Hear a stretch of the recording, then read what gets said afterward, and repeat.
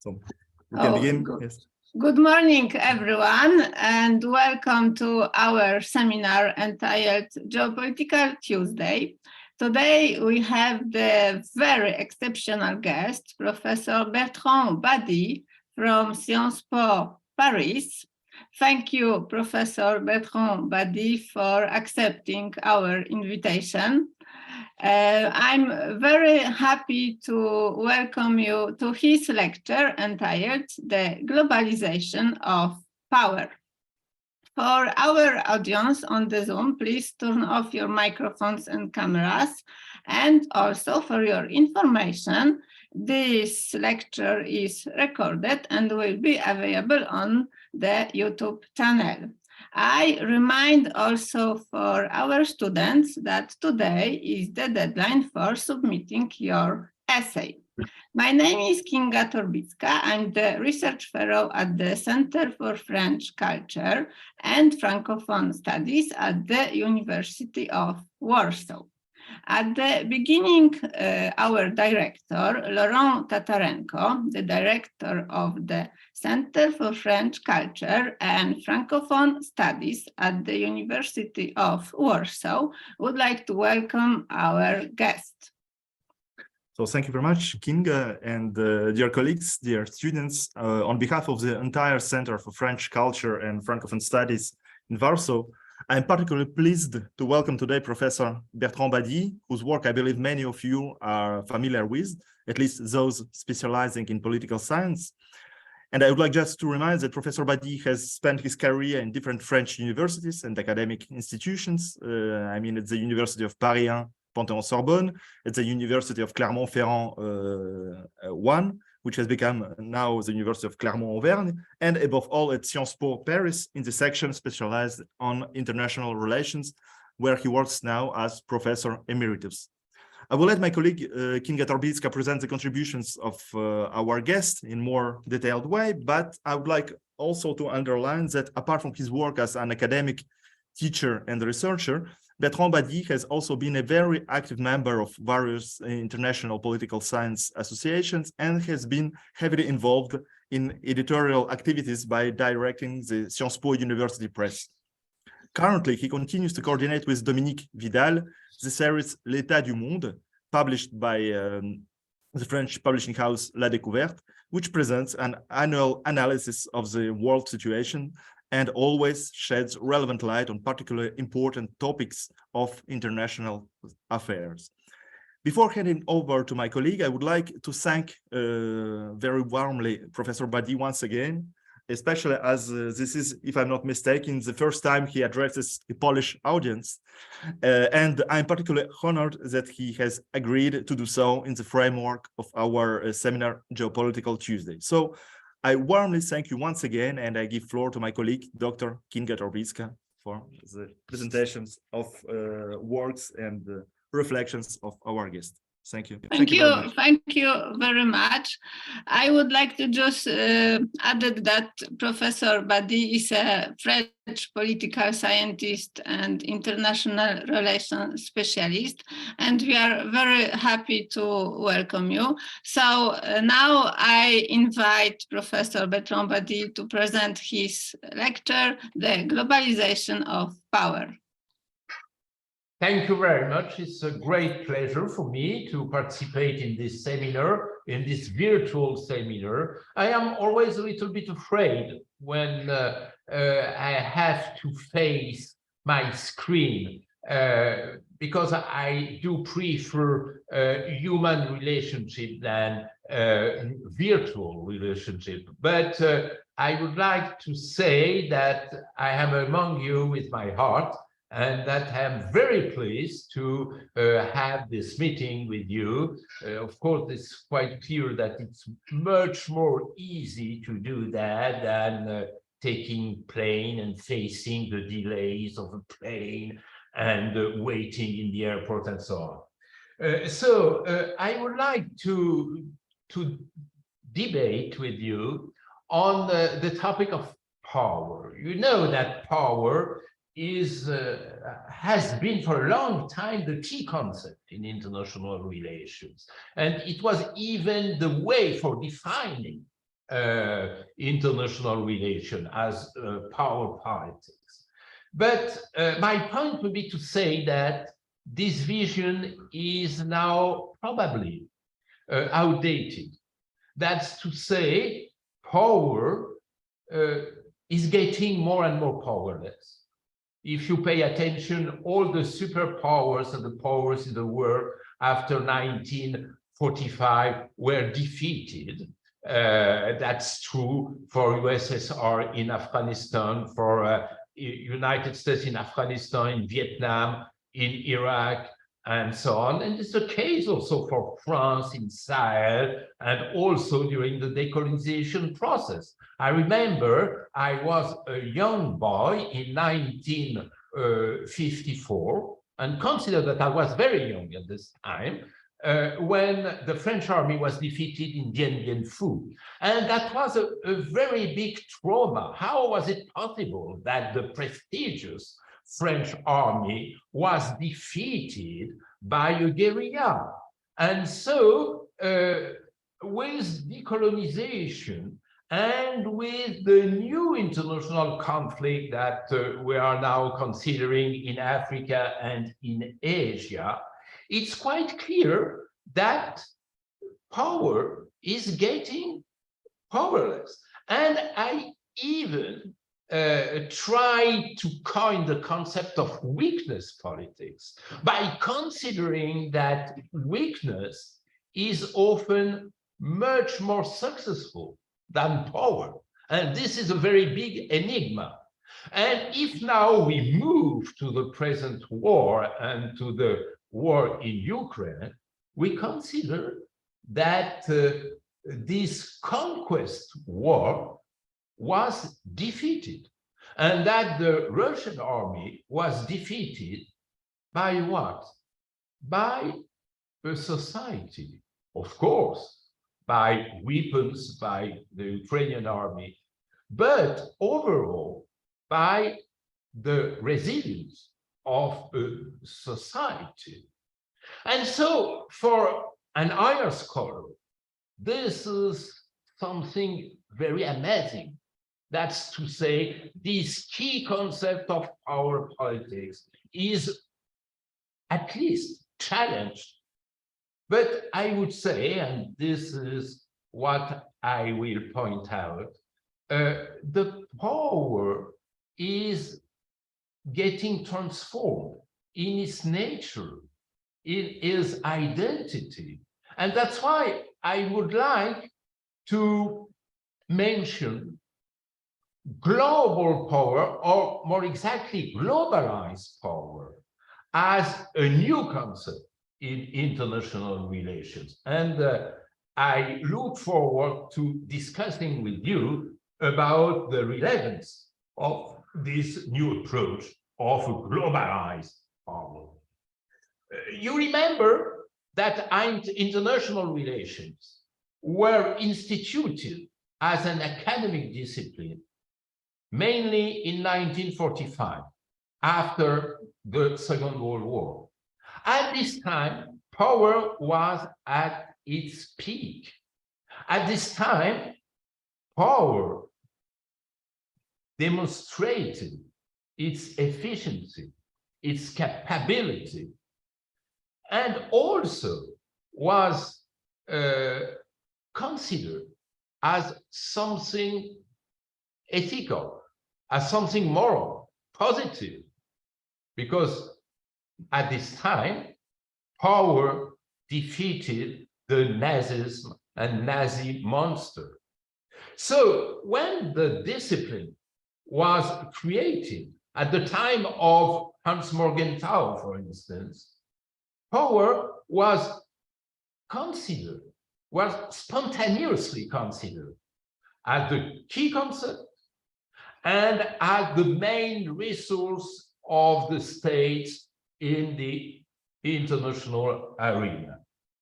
But we have to go backward and to discover this concept of power politics in the Thomas Hobbes' work.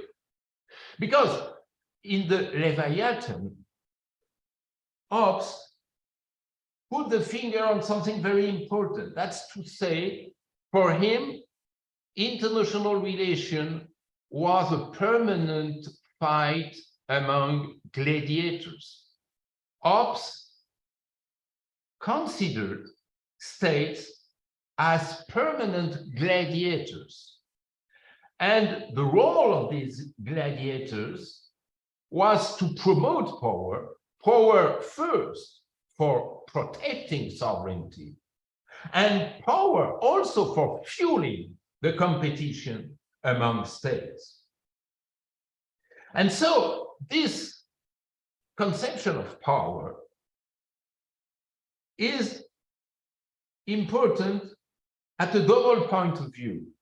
First, because power was considered as a resource for the state, as the main resource for promoting a foreign policy. But in the meantime, power was fueling competition among states. That's to say, power creates the identity of the state and creates the condition of the competition among the states.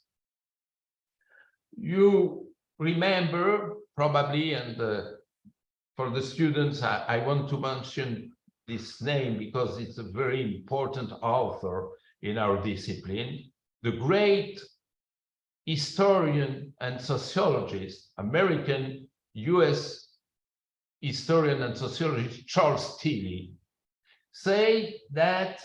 wrote that power was creating the state. State was creating war, and war was creating state. It is the famous theory of war-making, state-making.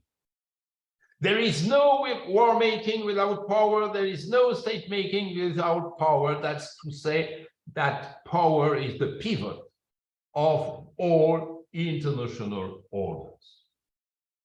This is the origin of the famous Westphalian system. That's to say the first international system that we had to deal with in the world. It was a European system, but it was a real interstate system. And this interstate system was fueled and organized by power. Ladies and gentlemen, this time is over. This time is over for many reasons that I will take into account. But let's consider first how the Westphalian system is collapsing. Something I think very important for reinventing, rethinking our discipline of IR. The Westphalian system is over precisely because the power politics is no more efficient. As we observed during decolonization, during the two Afghanistan wars, during also the Vietnam Wars, and many others. Why this system is now collapsing? I will take into account 6 factors, 6 reasons of that. First of all, because we moved from a small number of states to a great number of states. During the Hobbes time, during the Hobbes century, we had about 10 states, 10 competing states, 10 gladiators, as Hobbes said. Now we have 193 gladiators. And is it possible to conceive a balance of power among 193 states? The increasing number of states is totally restructuring the international order. And we never really considered that. The second reason is that the Westphalian system was limited to Europe, while now the international system is a global one. That's to say, the present competing gladiators are coming from different histories, from different cultures, from different kinds of society. And the question is, do you consider that power has the same meaning in Africa and in Europe? It had the same meaning in Europe because Europe was a Christian region and had the same cultural system, even if there are some differences among them. But now, the right question is how is power understood in China, in Central Africa, in Korea, in Iran, in Saudi Arabia? The third point, the third factor is that the Westphalian system was possible in a homogeneous system. We are now in an heterogeneous system. Maybe you have heard of a very famous IR scholar, Quincy Wright. And Quincy Wright pointed out in his famous book, Study of War, that war, as well as power, can be considered only among similar states. And there is now a very relevant question. What about states which are quite different from each other?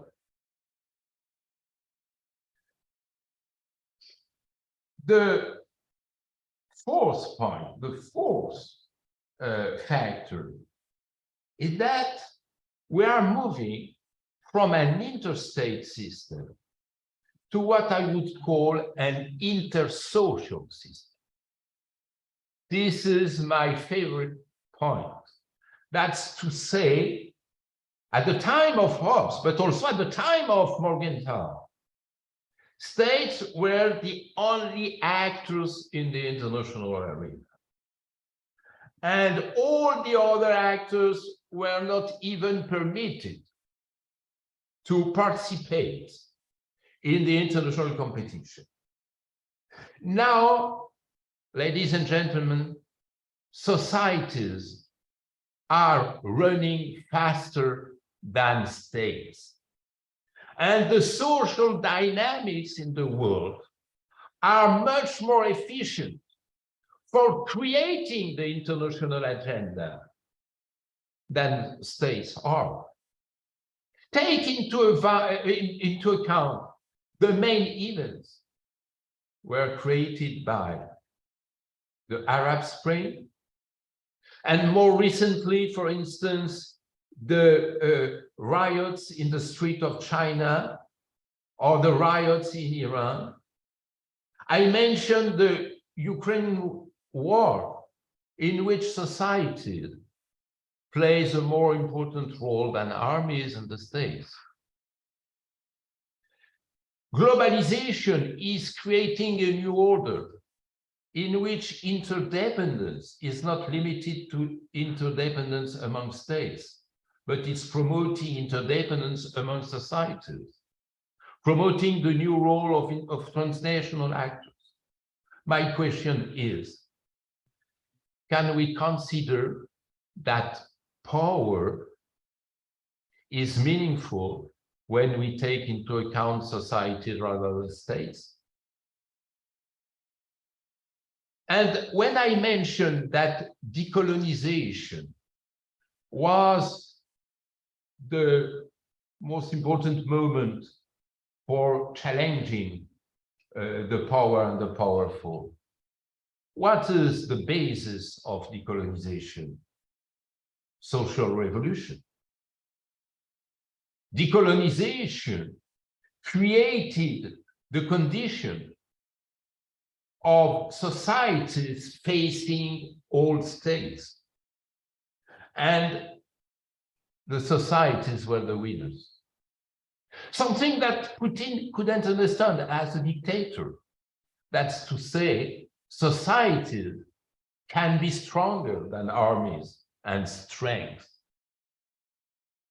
Strength can be defeated and challenged by social movements. And in social movement, there is no power.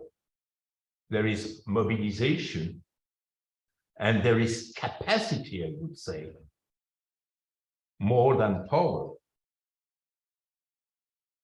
The fifth difference and the fifth factor would be the way by which sovereignty is more and more substituted by interdependence. Interdependence is one of the main features of globalization. And if I say interdependence, power is losing a substantial part of its own capacity. I mentioned that in the Ops vision, power aimed to protect sovereignty, while in interdependence, power is no more the nerve of decision. That's why the traditional interstate negotiation is no more working. Because in a global world dominated by interdependence, transaction is not working, but only a systemic conception of power is prevailing. And last point, with globalization, we are moving from a world of territory to a world of deterritorialization. As you know, waves, ideas, and all the virtual communications are now prevailing. And this new communication is totally questioning the territorial principle. And so we are in a very strange world in which the territorial institutions must coexist with this new process of deterritorialization. This point was first made by the great British economist Susan Strange. She wrote in 1988, that is interesting because it's just before the collapse of USSR, that territory is an obstacle to power in this new virtual world. Ladies and gentlemen, for this reason, power loses its capacity, loses its role of mediation. Power is partly demonetized. In this new world, status is now much more important than power. Humiliation is much more important than domination. But weakness is sometimes, and this is a contradiction, apparently contradiction, weakness is more powerful than power.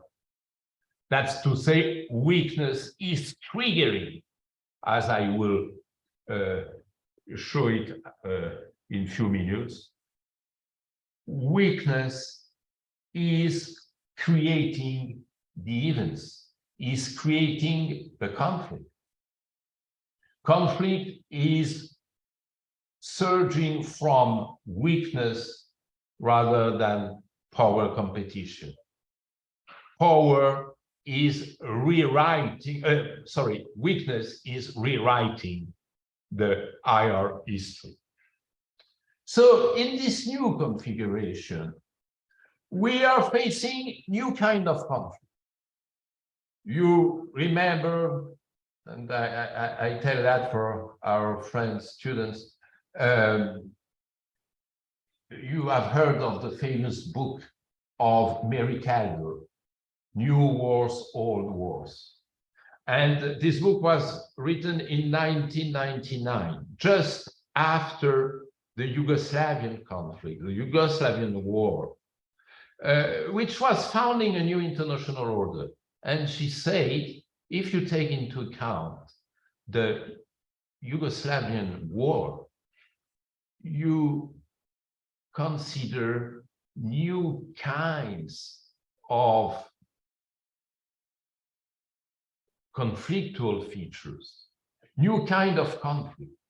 And this kind of conflict are no more fueled by power, but by social dynamics.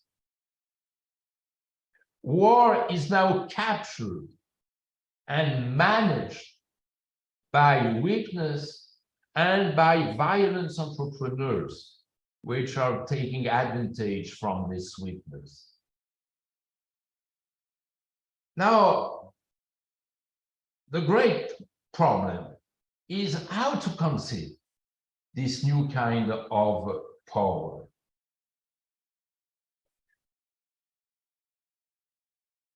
The first orientation would be to consider this new weakness politics. That's to say, weakness is creating events more than power does.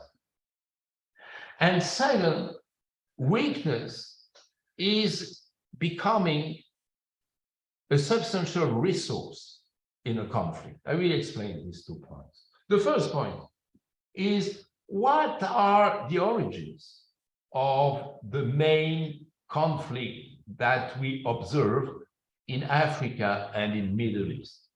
When I say Africa, it's from Sahel to the Congo and to the African Horn. And when I mention Middle East, it's from Yemen to Afghanistan. 3 kinds of weakness are triggering the new conflictuality. The first one is, of course, the weakness of the state. State collapsing is now the major factor of the new wars. We know that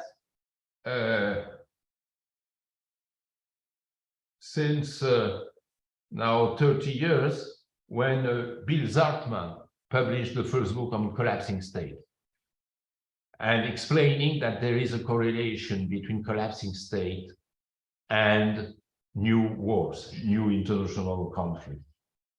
But I will mention also weakness of societies. That's to say, the weakness of social bounds. That's to say, it's not collapsing state, but it's collapsing society. The major problem in Sahel is the absence of social bounds, which creates new local social systems and the inability to conciliate these units. So this is a real Durkheimian perspective. That's to say, when social bounds are not really elaborated, we are then facing a situation which is the pre-contractual situation in Thomas Hobbes. That's to say, a general fighting of individuals against each other. And the third weakness is the weakness of social structures. That's to say, of the social and economic and social equipment. That's to say, the precarity of the common goods on food, on health, on climate security, and so on, create a situation of precarity in which war is more and more triggered. For instance, you have to keep in mind that in Sahel, the desertification is one of the main factors of war. It's not a question of competition among states, but it's a question of the randomization of the main human resources. And now, the great problem is what power can do. And if we take into account all the military actions in this new kind of conflicts, we observe that the military action is not able to solve this crisis. And the more the military action is working, the more the social collapse is reproducing. Now, I will just finish by the main question. That's to say, what is new global power? The new global power is the power we have to reinvent. That's to say, how to conceive a modern power in international relations, how to imagine, to invent, to reset power in a global world. I would take into account 4 directions. The first one is that power now is getting multi-sectoral. What does it mean? It means that in Hobbes' vision, power is limited to military power. Now, power has different aspects, different dimensions. We know that there is no possible military power without an economic power, but there is no economic power without technological power. That's to say, to get leadership implies not only to have an army, but to have a strong economy, and also to have a strong technological capacity. This diversification is something very challenging, because if power is multi-sectoral, it's very difficult for a state to accumulate all the resources of power. And that's why I would say that hegemony is not working in the global world, for 2 reasons. The first, because globalization implies interdependence, and interdependence prevents all kinds of leadership. And this is quite obvious when we take into account, for instance, the problem of energy in the world. But there is also a second reason, maybe much more important. That's to say, the diversification of power in the global world implies for becoming an hegemon to accumulate not only military and economic power, not only technological power, but also to possess the material resources, and that's to say, for instance, energy and all the primary materials that we need for building up competitive economies. That's to say, we are in a world in which each economy is depending on the others. And that is clearly preventing any kind of hegemony. That's to say, even United States is not really free from being supplied in energy and in different material resources. That is a first part. The second part is that power in our world is now systemic or structural, but I prefer the concept of systemic. I will explain why. The power in the traditional vision is a relationship. That's to say, the relation between two actors. It is exactly what Max Weber says and what he put in his definition of power as a relation. Now, power is a structure. Power is a structure.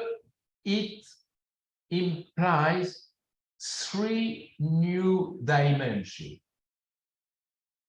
First, that's to say, power is involving all the actors.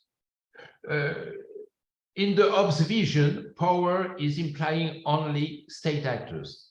Now, power is implying all kinds of actors. If, for instance, you decide sanctions against Russia, it implies that you are able to control, to monitor all the actors who are supposed to participate in these sanctions. That is what I would call the systemic social aspect of the power. But it means also, the systemic nature of power means also that power is efficient when it is able to impact all the sectors of the human activities. In a war, your aim was to defeat another army. Now, if you make war, you have also to defeat another society, another economy, maybe even another culture. And that exactly, when I mentioned Vladimir Putin, what he couldn't understand. That's to say, now the traditional conquest war is no more possible, it's no more working. Because when you are conquering territory, you have also to conquer a society, an economy, and so on. And that's why power is not working as such. And the third dimension will be that all power action has a boomerang effect. That's to say, when you practice power against the other, you are also using power against yourself. And this is the paradox, for instance, of the sanctions against Russia. If I sanction Russia in an interdependent world, I sanction also a part of myself. This is the boomerang effect. That's why there is a real systemic dimension of power. The third characteristic of the new global power is that power relates to the ability of a state to monitoring the interdependence. And this is exactly the new global power. I am powerful not if I try to constrain the other, but I am powerful if I am able to monitor the interdependence process in our global world. That's to say, my real power will be measured through my capacity to control the global governance.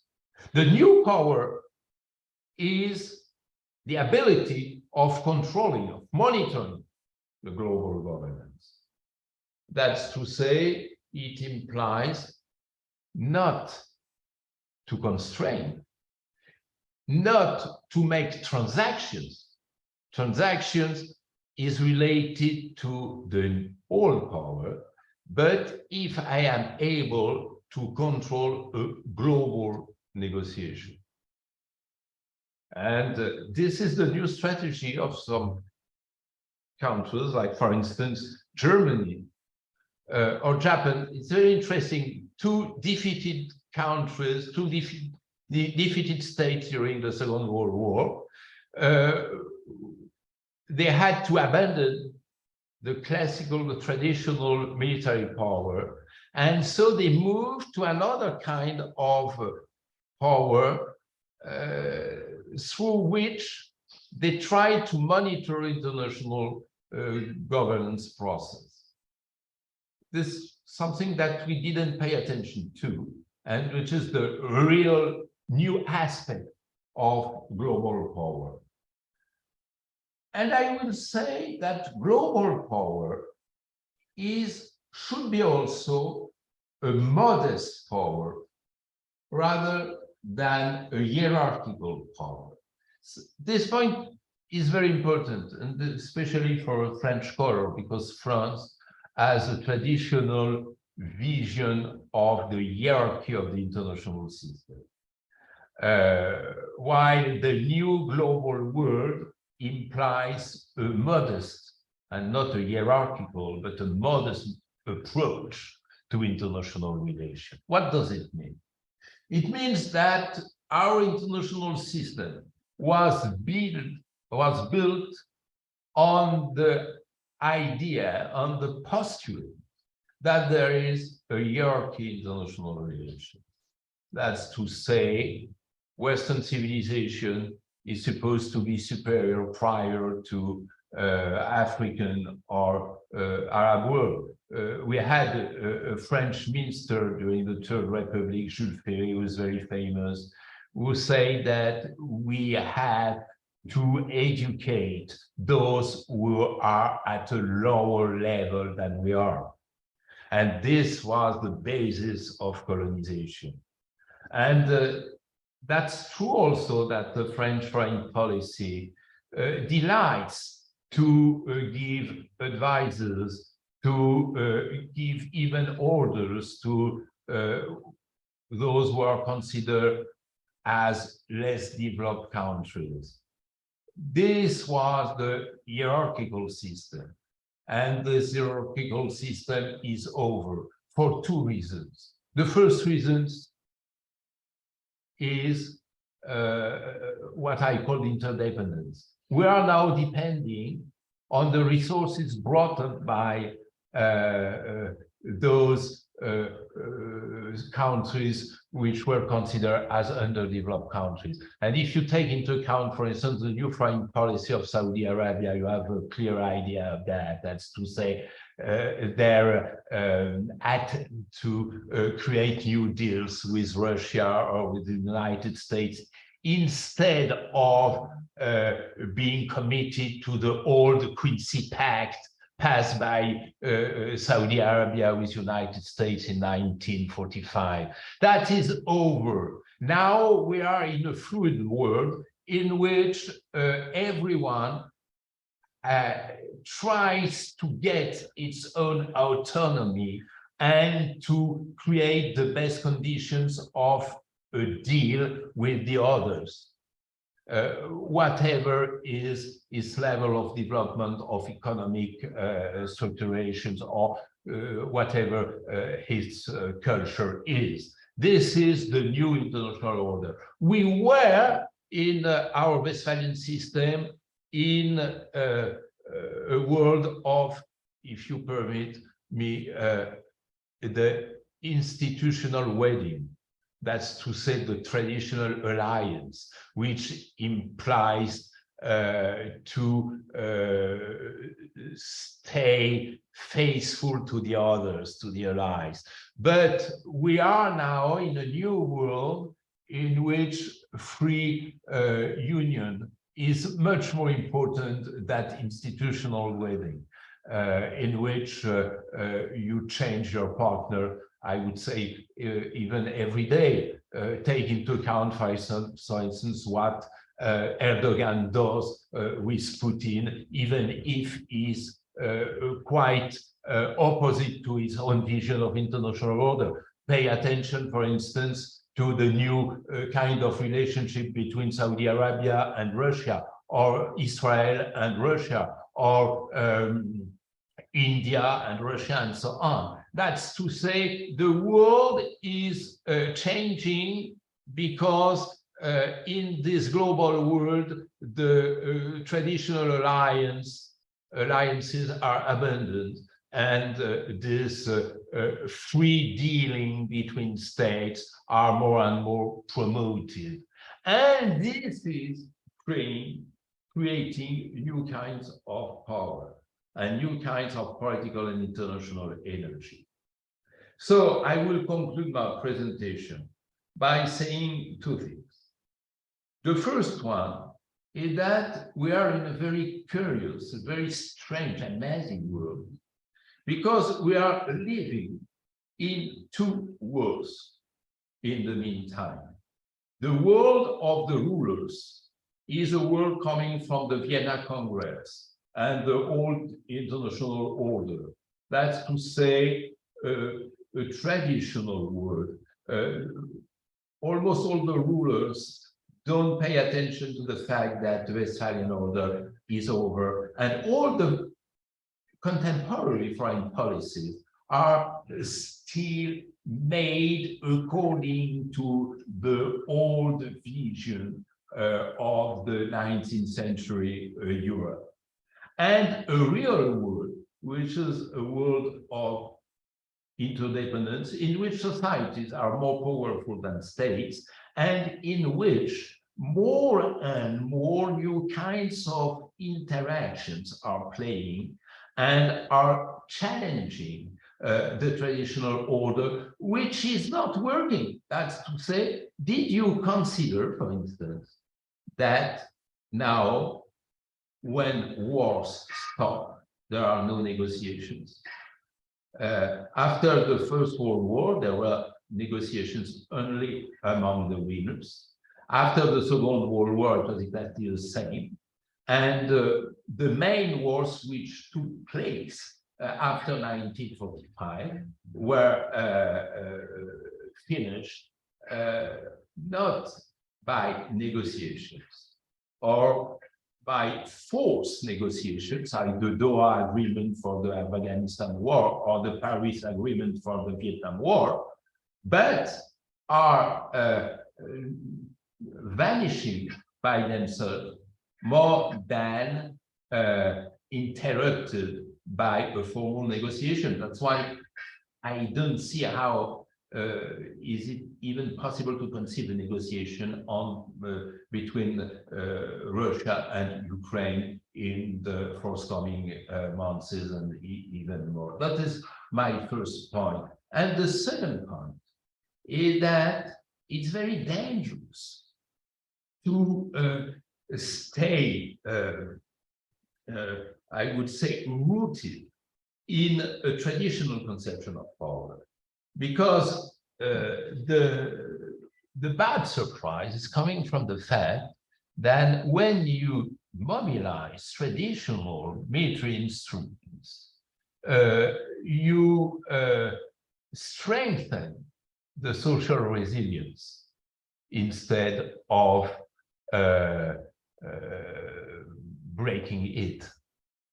That was true during the decolonization war, when the European colonial powers mobilized traditional military instruments and were, on the contrary, encouraging the social resistance. But it's also the case with the Ukraine war by now.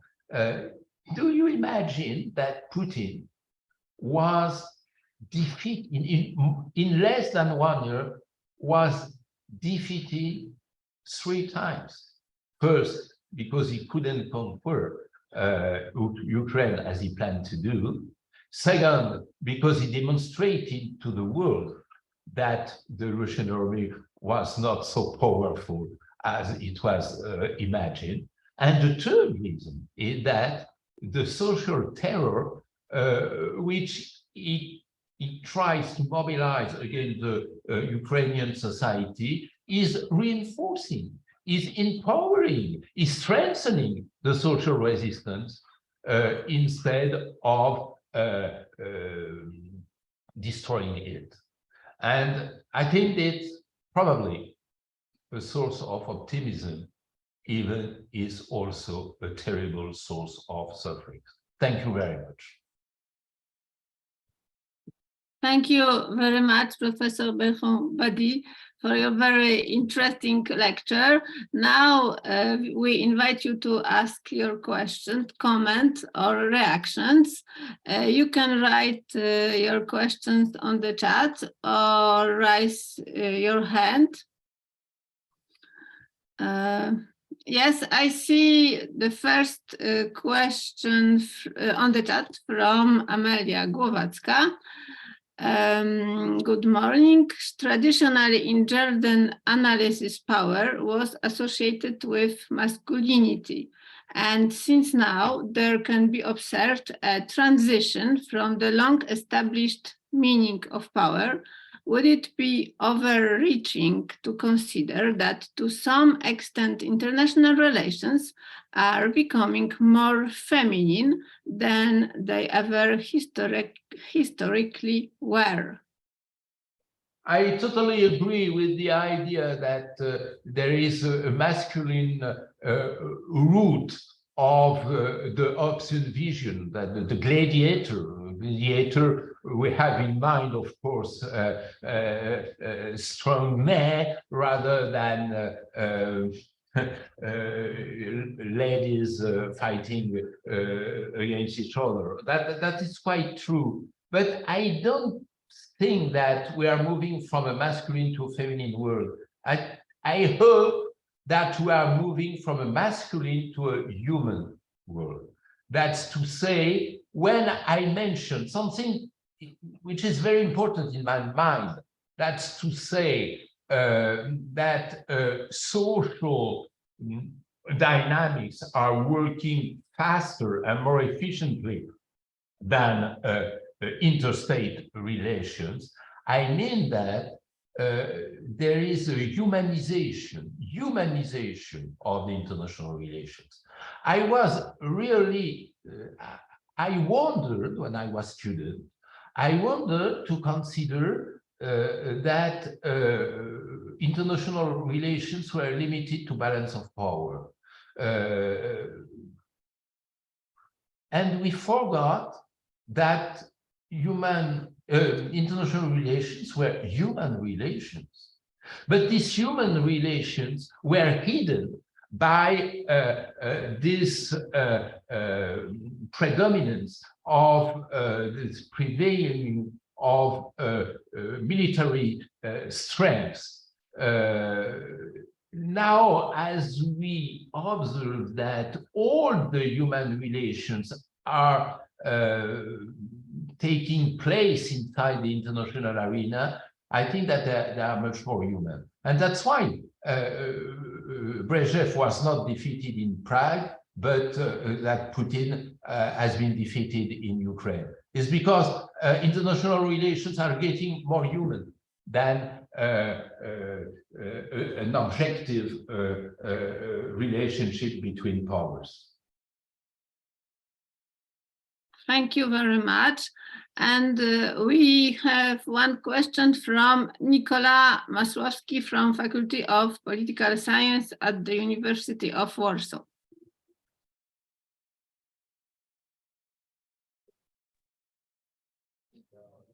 Hello, dear professor. Thank you very much for this very fascinating presentation. I have a question concerning the region, because you have a vision, if I understood well, of two kind of world existing parallelly, the old world and the world of societies, but not everybody is interested in everything in the whole world. So we have the old world of security regions, and how does look like the world of interdependencies on the level of the region? Is the region disappearing, or do we still have cultural entities or geopolitical entities existing on the intermediate level? That's a very important and very interesting point. First, I think that, sorry for that, geopolitics is over. Geopolitics is over because there is no human factors in geopolitics. We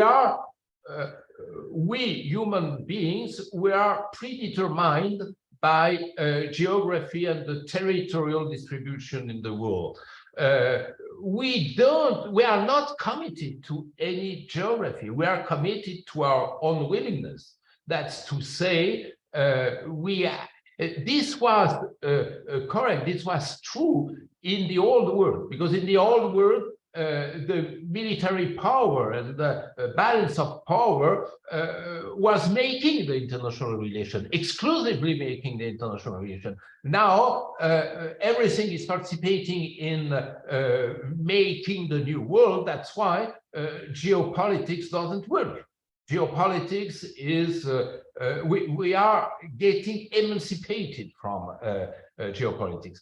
But you're right to say that this duality is a false duality. I agree with you, because there is a kind, I didn't mention that, of cherry picking, I would say, among the rulers. When the rulers are interested by globalization, they prefer to play the card of globalization. When they are interested in the Westphalian system, they are playing the card of the Westphalian system.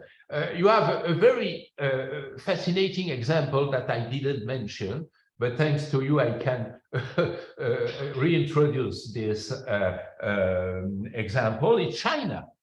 Because China is a Westphalian actor inside the regional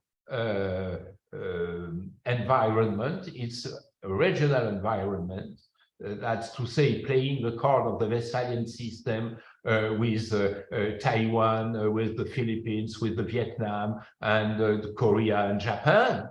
But China is a global actor when playing in the world. They are not at all interested in participating in military activities and military actions in Africa or in the Middle East, for instance, while they are strongly investing in military expenditures in their own region of Eastern Asia. And this is a very strange contradiction. I remember this is an anecdote when I had a dinner with several diplomats in Paris, and one of them was the Chinese ambassadors. All the diplomats were talking about Middle East, but he kept silent. He kept silent during all the dinner. The Chinese ambassador kept silent during all the dinner. And I wondered, I said, Mr. the Ambassador, you have probably something to say about the Israelo-Arab conflict.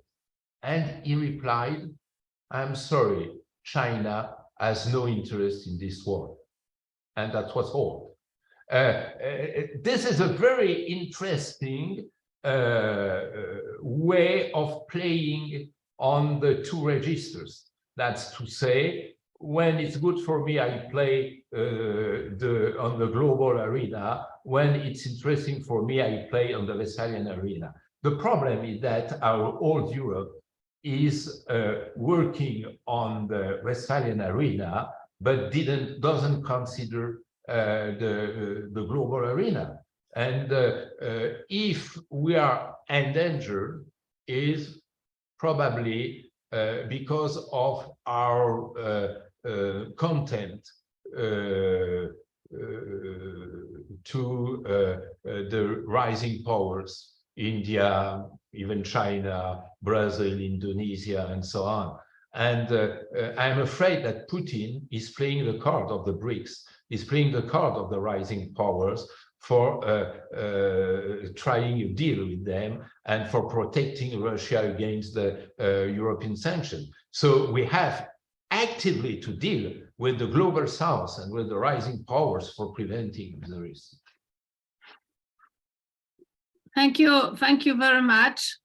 If there is another questions or comments, if not, maybe I will ask the last question. In your books, the Globalization of Power, La Puissance Mondialisée, you write that now we were in the process of moving from a security built in national terms to a security rebuilt in global terms. And what are the real threats today, in your opinion? Obviously, clearly, the main threat is coming from global insecurity. You know that food insecurity kills 10 million people every year.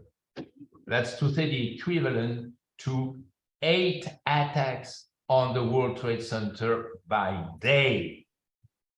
Terrorism in the world is killing between 10,000 and 40,000 people. Health insecurity is killing more than 10 million people every year. Climate insecurity, if we consider the last World Health Organization report, climate insecurity kills 8 million people by year. So this is a double threat, because first, it's a lethal threat, as I mentioned, but for a second reason that I mentioned in my presentation, is that these global insecurities are more and more triggering the new kinds of conflict, the new international conflict. So this insecurity is killing twice, and this is very important. That's why I think the emergency would be to contain this risk. You know, there is no national security if prior to it there is no global security. How is it possible to conceive Polish security or French security if we are impacted by climate insecurity? And this is the same problem.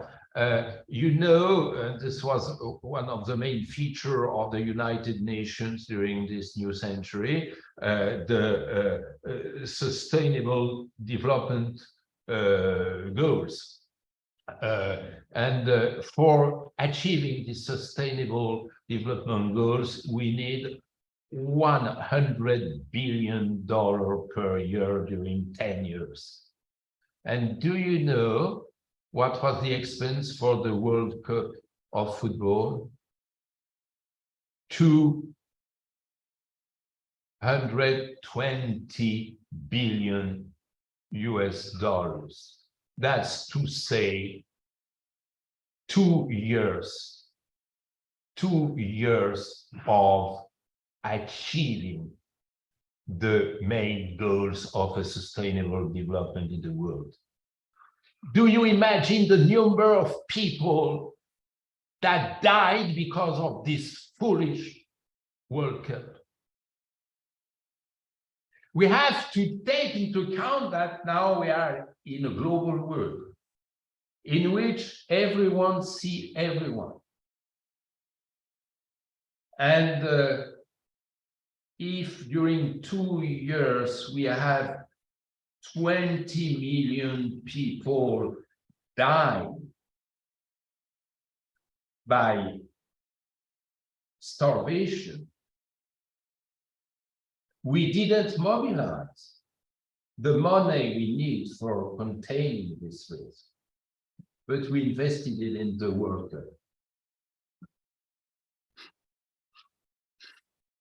Sorry for that. Yes, thank you very much, Professor Bertrand Badie, for your very interesting, inspiring lecture. So now, unfortunately, we must to finish, and we invite you to our next seminar on 7th of January. Professor Pauline Delange will present Before Me Too, 40 years of institutional and militant struggles against gender-based violence. So thank you very much. And we wish you all a Merry Christmas, Joyeux Noël, and very good evening. And thank you very much and goodbye. And good holidays, good Christmas holidays for all of you. And I was very happy to participate in this seminar. And I hope that we have a new opportunity for meeting, and maybe when I will be more healthy than I am now, because you know, in France now, everyone is impacted by influenza, and so I am one of the victims. But I wanted to be present, however, because I had once to delay this meeting. I didn't want to delay a second time. Thank you very much for your attention and for your time. Thank you very much, and goodbye. Merci, monsieur.